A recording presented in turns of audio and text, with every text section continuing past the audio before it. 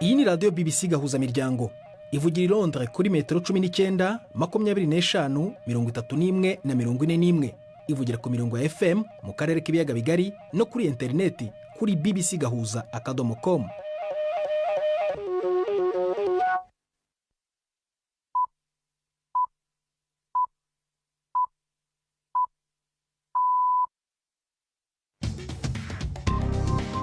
Ubu ni saa 10 n'igice ku isaha mpuzamahanga ya GMT, ni saa 12 n'igice ku masaha yo mu Rwanda no mu Burundi.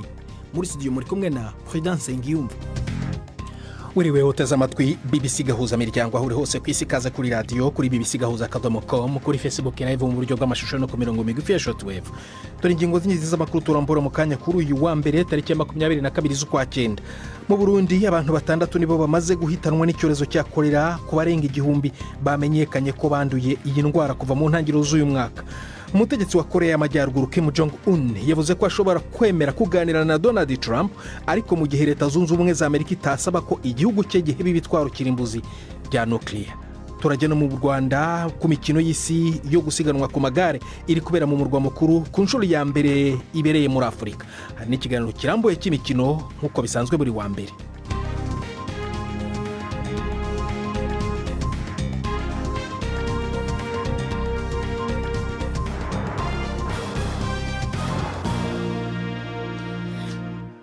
Ayo makuru yose nandi akubiye muri ibi biganiro ni mukanya nyuma yuko Nina Iradukunda bagezaho incamake yandi ya BBC avugwa ku isi. Amakuru ava muri Republika ya Demokarasi ya Kongo avuga ko abagwanyi b'umugwi wa M23 bashikikiwe n'u Rwanda bafashe igisagara gikomeye ca Nzibira mu ntara ya Kivu y'Epfo. Havuzwe imigwano ikomeye n'ingabo za leta ya Kongo zifashwe mu mugongo n'abagwanyi bakorana mu karere ka Walungu. Inkuru ya Richard Kagoye mwumva mw'ijwi rya Yvette Kabatesi. Ababonye uko byagenze bemeza ko abarwanyi barashe bakoresheje ibifaru mu bice bifitwe n'ingabo za leta mbere yo kwigarurira uwo mujyi ejo ku cyumweru n'injoro. Uko abarwanyi bagendaga bahegera niko abaturage batuye mu duce tuhegereye bagendaga bahunga.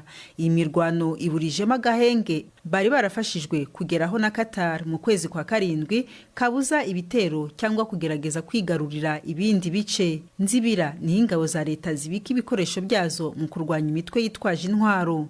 Uwo mujyi ukungahaye ku mabuye y'agaciro nka gasegereti ndetse na zahabu. Mu ntangiriro z'uyu mwaka umutwe wa M23 wafashe umujyi wa Goma ari wo munini muri ako gace. Mu ntambara yahitanye abatari bake, abandi bihumbi barahunga. Ubumwe bwa Buraya bwongereje ibihano h'umwaka umwe ku bantu bakizigenza mu ntambara yo hagati mu gihugu muri Sudani. Izo ngingo ubu zizogumaho gushika mu kwezi kw'icumi mu mwaka w'2026, ziraba abantu 10 n'ibigo 8 bikorana n'ingabo za Sudani hamwe n'abagwanyi b'umugwi witwara gisirikare wa Rapid Support Forces. Muri vyo harimwo amashirahamwe atanga ibigwanisho, imodoka n'ibikoresho ku mpande zompi, yagirizwa ko ahungabanya umutekano no kubisikanya ku butegetsi. Ivyo bihano bishinga kubuza ingendo mu bihugu byose by'ubumwe bwa Buraya no gufatira ubutunzi. Leta ya gisirikare y'i Khartoum yiyamirije iyo ngingo ivuga ko itabereye kandi iteye kubiri n'amategeko. Umukuru w'igihugu ca Misiri Abdul Fattah al-Sisi yababariye Ala Abdel Fattah, umunyapolitiki azwi cyane afise ubwenegihugu bubiri bwa Misiri n'ubw'Ubwongereza. Bwana El Fattah yari mwibohero kuva mu 2019 aregwa gukwirakwiza amakuru y'ibinyoma. Yaramaze gufungwa inshuro nyinshi imbere n'inyuma y'imigumuko yatembagaje wahoze ari umukuru w'igihugu Hosni Mubarak mu 2011, akaba yarabigizemwo uruhara runini. Yaragize imyerekano mu buryo bwo kwiriza inzara inshuro nyinshi mu gihe yari mu mvuto. Nyina wiwe Laila Swef afise ubwenegihugu bw'Ubwongereza, nawe nyene yaragize imyerekano yo kwicisha inzara mu Bwongereza kugira ngo asabe ko arekugwa. Iyi mwumva ni BBC Gahuzamiryango. Abatavuga rumwe n'ubutegetsi bwa Israel bashigikiye umushikiranganje wa mbere Benjamin Netanyahu mu kwiyamiriza ivyakozwe n'abasomambike ba Israel batari bake, aho bemeje ukubaho kwa leta ya Palestina. Nta numwe mu barongozi ba politike boshobora kuzoshinga leta nshasha inyuma y'amatora azokurikira yashigikiye leta ya Palestina. Ni inkuru ya Sebastian Asha mwumva mw'ijwi rya Siriake muhawe nayo. Hari ukutumvikana ku bintu vyinshi mu banyepolitike bo muri Israel kuri politike n'imikenyuro ya leta ya Netanyahu, ariko bisa nuko hari uguhuriza ku kwamirira kure uburyo ubwo aribwo bwose bwo kwemera leta ya Palestine. Yair Golan ni umwe mu banebagura atitangiriye itama intambara leta irimwe muri Gaza igwanya umuhari Hamas, ariko asigura ko kuvuga ivy'igihugu ca Palestine ari nko gusambura. Utavuga rumwe na leta wa mbere akomeye Yair Lapid yateye ivyatsi amatangazo y'Ubwongereza, Canada na Australia avuga ko arakaga mu migenderanire n'ibindi bihugu. Abandi batavuga rumwe na leta basubiyemwo amajambo ya leta ko ari nk'agashimwe kw'iterabwoba. Uko kubona kumwe ibintu ku batavuga rumwe vyerekana ingene hakiri urugendo rurerure kugira habeho inyishu y'ibihugu bibiri ibihugu vyinshi ku isi biharanira. Umushikiranganje wa mbere wa Pologne Donald Tusk avuga ko azotanga urusha rwo kurasa ikintu cyose kiguruka kivogera ikirere ca Pologne mu buryo bugaragara. Mu ntango z'uku kwezi indege z'intambara za Pologne n'iza OTAN zarashe ibintu bizwi ko ari indege zitajamwe abadereva z'Uburusiya vyinjiye mu kirere ca Pologne. Bwana Tusk yongeye ko yifuza kumenya neza ko Pologne izoshikirwa na OTAN mu bihe bikomeye.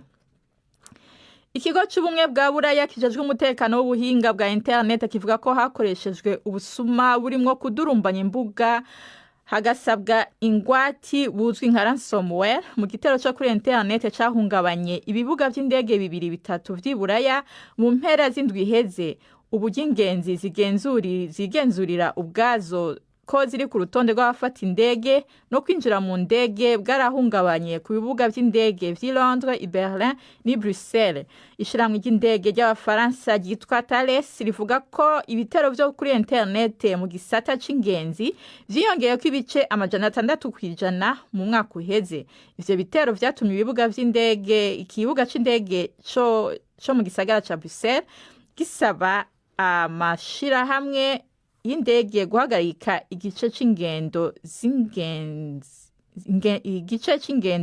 z'indege kuri uno munsi. Prida urakoze Nina Iradukunda kuri ayo makuru ya BBC.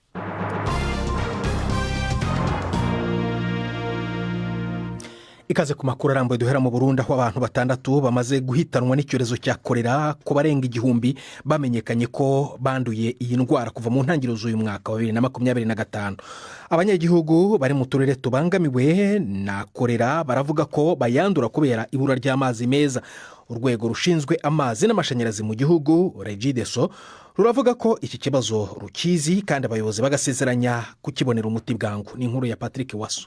Umuyobozi ajeje indwara zibiza mu bushikiranganje bwo kubungabunga amagara y'abantu amenyesha ko kolera ihari kandi ibitigiri bandanya biduga ku murindi uteye ubwoba. Muganga Liliane Nkengurutse aratera kamo abajejwe intwaro guhimiriza abo barongoye kuko iyo ndwara izaratanguye guhitana abantu.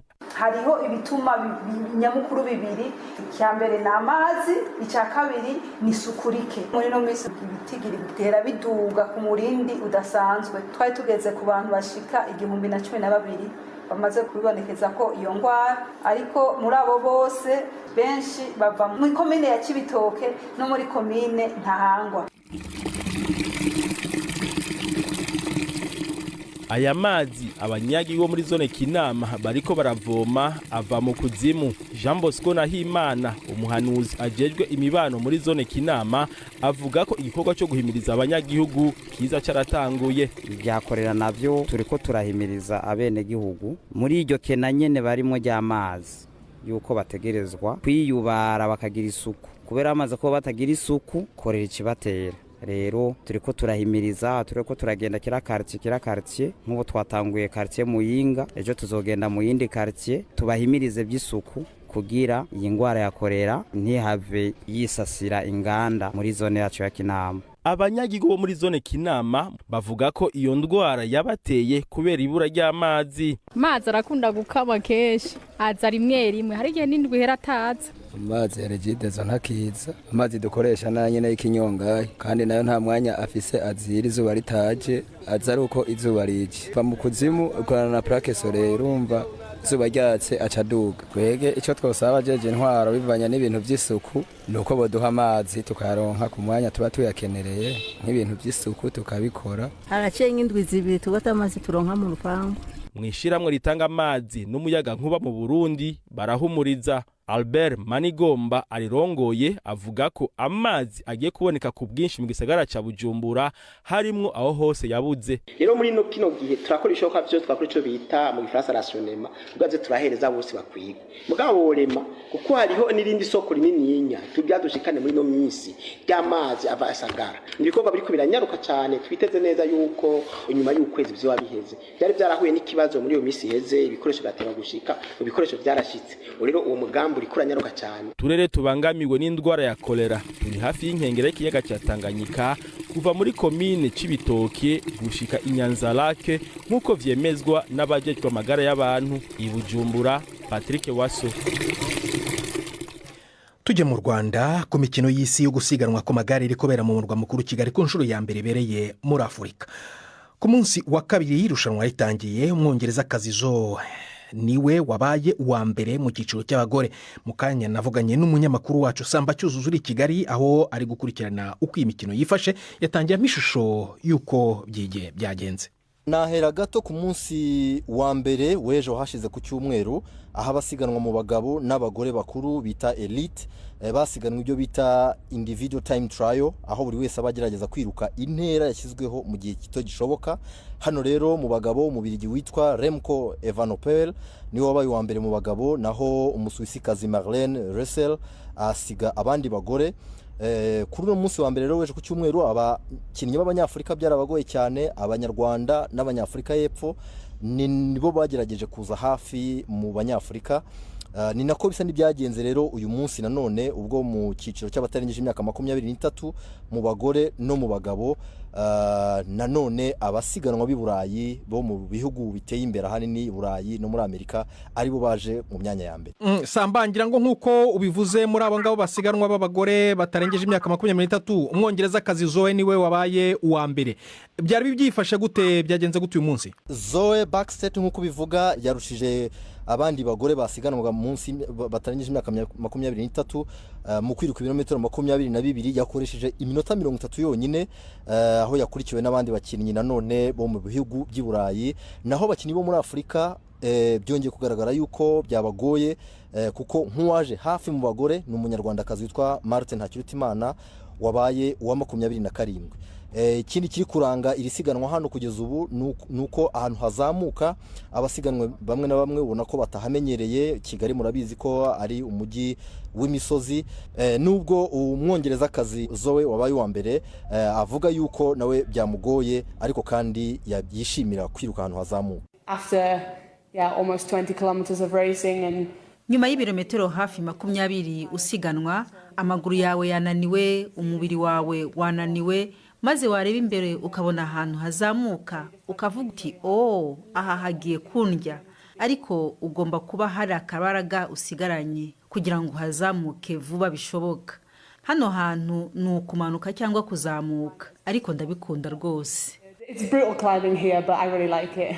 Mu mujyi wa Kigali rero Samba aho amasiganwa ari kubera ibintu byifashe gute ku baturage bari kwitegereza uko bigenda?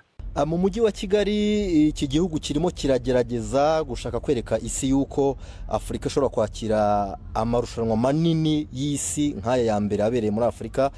So ko byagenze rero umuhanda munini muberamo aya masiganwa inzira ziwerekezamo nyinshi zagiye zifungwa birumvikana yuko abantu benshi batabasha kubona aho bari basanzwe banyura berekeza nko ku kibuga cy'indege berekeza mu bice bitandukanye hashyizweho andi mayira birumvikana ko bitorohera buri wese. Ikindi nuko amashuri yarafunze hano mu mujyi wa Kigali abakozi basabwe gukorera mu rugo kandi basabwa kuza ari benshi gushyigikira aya marushanwa. None kuba abakozi barimo gukorera mu rugo ku mihanda urabona ko baje kwitabira kureba ari benshi? Ahantu hamwe na hamwe hagiye hari amakorosi manini aho abantu baba biteze kureba nyine uburyo igare riryoshye uburyo bakata igare usanga hari abantu benshi ku mihanda baje kwitegereza ngo barebe uko bigenda mu by'ukuri urabona ko ari siganwa abantu bari kuza kureba ari benshi. Nyuma y'uyu munsi wa kabiri rero ubu hakurikiyeho iki? Abasiganwa ejo bazakomeza mu cyiciro cy'abakiri bato cyangwa se junior nabo bakoresha igihe gito ku ntera ya kilometero 18 mu bakobwa na kilometero 22 mu bahungu na ubwo rero kandi mu gihe amasiganwa akomeye kurushaho azatangira kuba kuwa kane aho noneho babiruka mu kivunge bakiruka ibirometero byinshi guhera rero kuwa kane nibwo tuzatangira kubibona kugeza ku cyumweru ubwo shampiyona y'isi izabisozwa. Urakoze Samba Cyuzo twavuganaga ari i Kigali. BBC gahuza miryango saa moya zirabura iminota 15 mu Rwanda no mu Burundi. Mu kanya turakomeza n'amakuru arambuye nyuma y'akaruhuko gato cyane. Ndi Prudence Ngiyumva.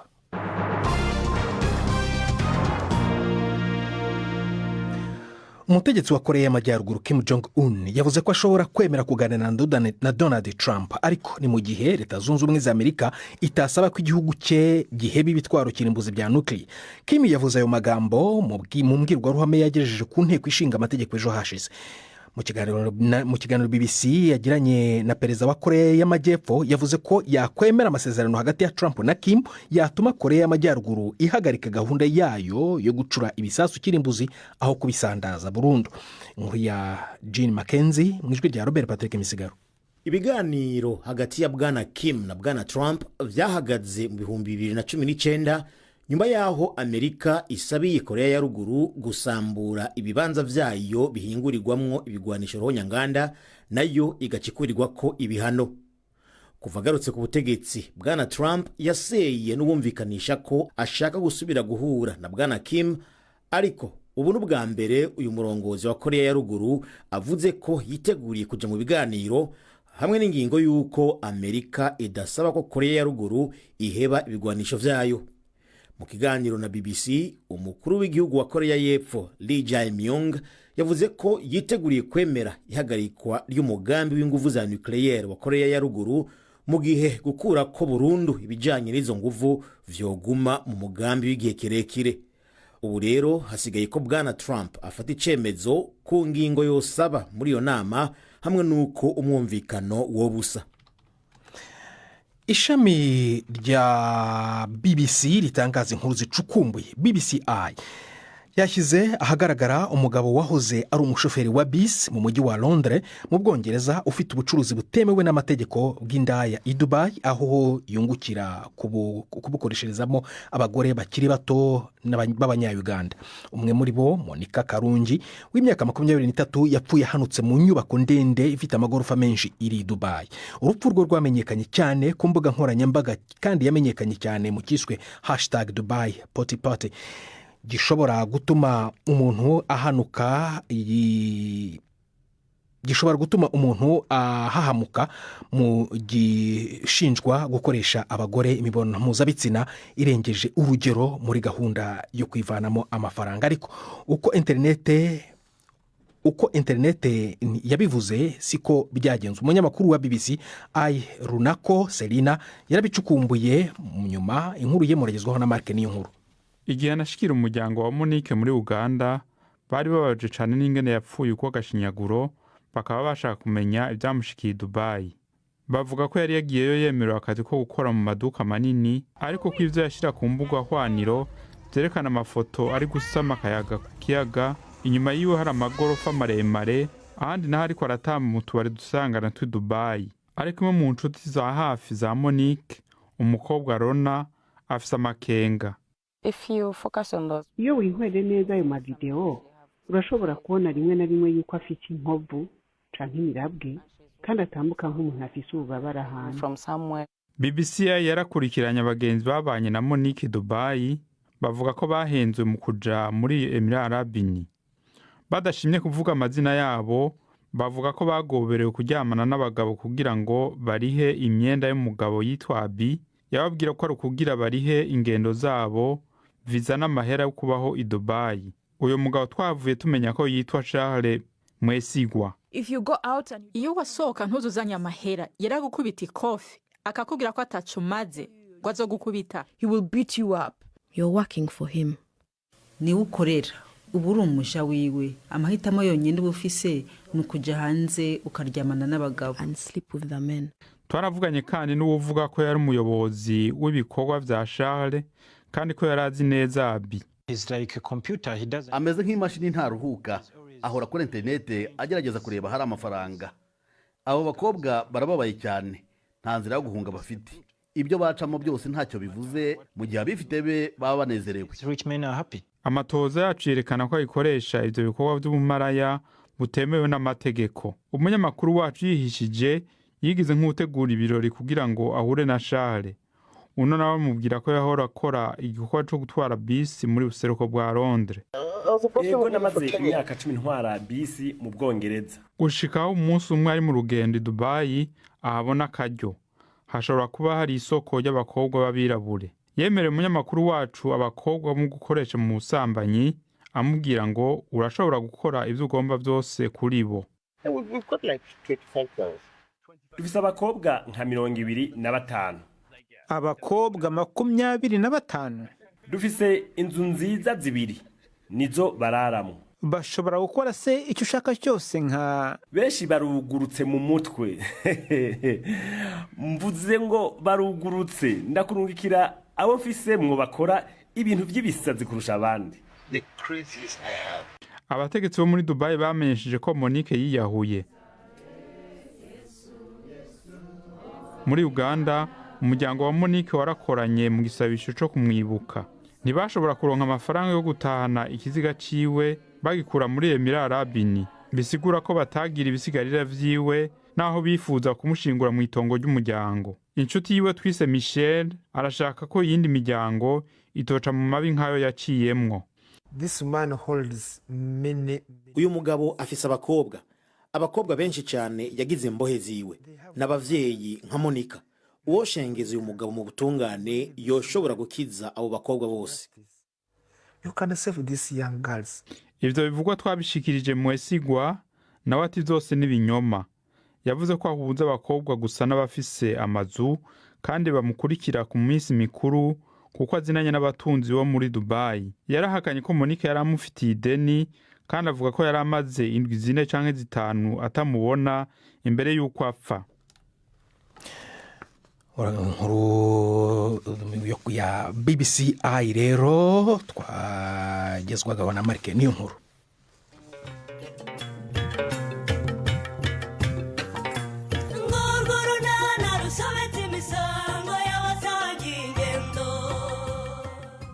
Mu kiganiro unana cyo kuri wa kabiri twabateguriye. Allo? Mama namahoro ko mumpamagaye? Wamenyereye ko negereza ko umpamagara rero. Niko muko na mahoro ari wowe? Irgo rwose. Mama na mahoro rwose umukobwa wawe meze neza cyane. Umeze neza cyane. Niwigeze uza mu biruhuko. Niko niki cyakubayeho cyatumye ibiruhuko birangira utageze hano iwanyu? Ni 12:45 kuri BBC. Ntuzacikwe rero ni hano kuri BBC gahuza miryango ejo ku wa kabiri. Noneho reka mpijambo Yves Bucyana mu kiganiro cy'imikino.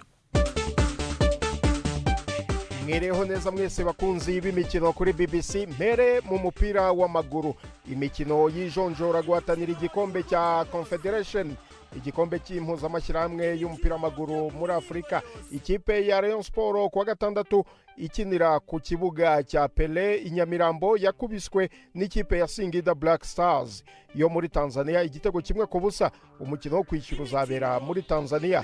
Ni mu gihe ikipe ya Flambeau du Centre yo mu Burundi yo yatsinze Al Akdar yo muri Libya ibitego 2-1. Ku mugabane w'Uburayi mu Bwongereza, shampiyona ya English Premier League yarakomeje mu mpera z'icyumweru zaranzwe no gutsinda kwa Manchester United na Liverpool. Hagati hariko Prudent, umukino wari utegerejwe cyane ku munsi w'ejo hagati ya Arsenal yakira Manchester City warangiye baguye miswi. Kuri Arsenal urwisha nkarwa cyarimo kabone nubwo Mikel Arteta abaye umutoza wa mbere mu mateka umaze imikino 5 yikurikiranyije muri shampiyona adatsinzwe na Pep Guardiola, ariko ikipe ikeneye igikombe kurusha indi mihigo kenshi idakunze kwibukwa na benshi mu bafana. Ntibitangaje kandi kuvuga ko mbere y'umukino benshi mu bakunzi ba ruhago bahaga amahirwe the Gunners, ariko ku munota wa 9 gusa rutahizamu Erling Haaland wa Man City with a yafunguye amazamu ku mupira yanyererejwe na Rangers. Nyuma y'iminota 93 Arsenal irwana no gushaka kugombora, kera kabaye Gabriel Martinelli waje mu kibuga asimbura abigeraho ku kaburembe katewe n'igitutu cyokejwe Man City.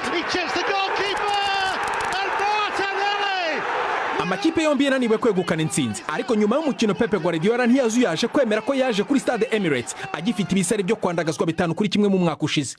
Ntekereza ko 1-1 bikwiye. Twari hafi yo gutsinda, ariko muri rusange Arsenal yaturushije, kandi navuga yuko twakinye neza kurusha uko byagenze umwaka ushize. Arsenal irakomeye cyane, bafite buri kintu cyose, kandi twarinze corner neza kuko nabahanga kuri zo. Rero twishimira inota. Kuri Mikel Arteta ngo inota ntirihagije muri kursi ikomeye ku mashanera Premier League, cyane ko ikipe iri ku isonga itaratsindwa na rimwe, ariko afite icyizere. Ishema n'abakinnyi banjye n'ikipe, uburyo twakinnye, uburyo twabarushije muri bimwe mu bice by'umukino, kandi tubabajwe no kuba tutarawutsinze. Bizagorana cyane ku gikombe, ariko tugomba gukora icyo tugomba gukora, kandi nidukina kuri uru rwego nk'uko twakinnye na Man City bizagenda neza.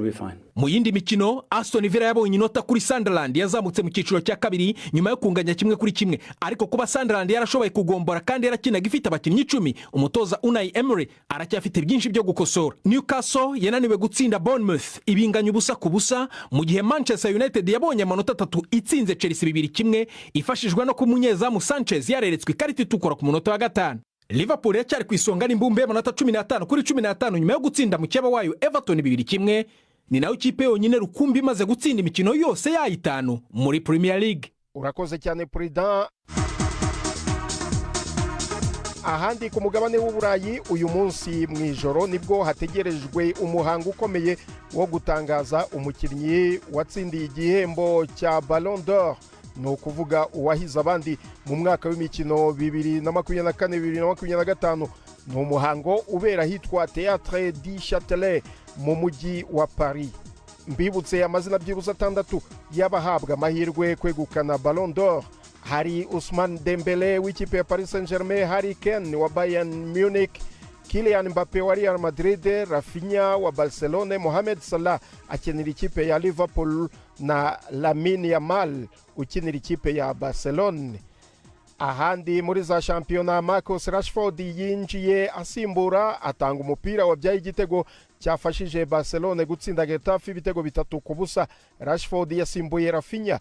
Kuwa kane w'icyumweru gishize Rashford yatsindiye Barcelona ibitego 2 mu mukino wa Champions League batsinda Newcastle United 2-1. Ibinyamakuru byo muri Espagne byavuze ko kuba Rashford yaratangijwe ku ntebe y'abasimbura ari uko yitabiriye inama y'abakinnyi n'umutoza Hans Flick yabaye ejo mu gitondo akayitabira atinze. Ayo niyo y'imikino nabateguriye uyu munsi. Gendi Yves Bucyana. Bibisigahuza miryango mu karere k'ibiyaga bigari. Bibisigahuza miryango muri Afrika no kwisi yose. Urakoze Yves Bucyana kuri icyo kiganiro cy'imikino. Nini radukunda garutse muri studio kutugezaho incamake y'amakuru ya BBC kwisi. Amakuru ava muri Republika ya Demokarasi ya Kongo avuga ko abagwanyi b'umugwi wa M23 bashigikiwe n'u Rwanda bafashe igisagara gikomeye ca Nzibira mu ntara ya Kivu y'Epfo. Havuzwe imigwano ikomeye n'ingabo za leta ya Kongo zifashwa mu mugongo n'abagwanyi bakorana mu karere ka Wangulu. Abatavuga rumwe n'ubutegetsi bwa Israel bashigikiye umushikiranganje wa mbere Benjamin Netanyahu mu kwiyamiriza ivyakozwe n'abasomambike ba Israel batari bake aho bemeje kubaho kwa Palestina. Nta numwe mu barongozi ba politike boshora kuzoshinga leta nshasha inyuma y'amatora azokurikira yashigikiye leta ya Palestina. Ikigo cy'ubumwe bwa Buraya kijejwe umutekano w'ubuhinga bwa internet kivuga ko hakoreshejwe ubusuma burimo kudurumbanya imbuga hagasabwa ingwati buzwi nka ransomware mu gitero cyo kuri internet cyahungabanye ibibuga by'indege binini 3 by'Iburaya mu mpera z'indwi iheze. Ubumwe bwa Buraya bwongereje ibihano ho umwaka umwe ku bantu bakizigenza mu ntara yo hagati mu gihugu muri Sudani. Izo ngingo ubu zizogumaho gushika mu kwezi kw'icumi mu 2026 ziraba abantu 10 n'ibigo 8 bikorana n'ingabo za Sudani hamwe n'abagwanyi b'umugwi witwara igisirikare wa Rapid Support Forces Prudent. Urakoze ni nadukunda kora amakuru y'incamake ya BBC avugwa ku isi ni nasoje ayacu ushobora no kongera kumva kuri bbc-gahuza.com twafashijwe na Muzechika kugira ngo amajwi kugera hameze neza. Agende Prudence Nyuba akoze gute mu BBC Gahuza miryango uraraharyana.